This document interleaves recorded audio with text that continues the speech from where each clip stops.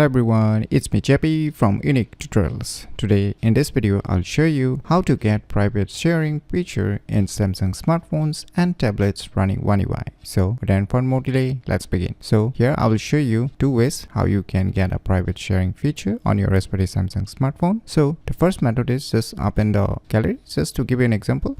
And now say let me select one image file, and now you will see here share option. Just click on it. Now just select this quick share. Now on the right top corner you will see here three dot icons. Just click on it. Now you'll see here one option written turn on private sharing. So by default this feature will be turned off, so you need to turn it on firstly in order to use this private sharing feature. So this is the first way. The second method is just open the settings and just click on this search icon and just search for private share, and now you'll see here one option showing private share. Just click on it. Now here you will see an option private share, so you can click on it and enable the private share feature on your respective Samsung smartphones. So by using these two methods you can easily get private sharing feature in Samsung smartphones and tablets running One UI very easily. So if you never known about these cool tricks, then you should definitely give it a try. So if you find this video tutorial useful, please click on the thumbs like button, and if you're new to our channel, click on the subscribe button, and lastly, thanks for watching.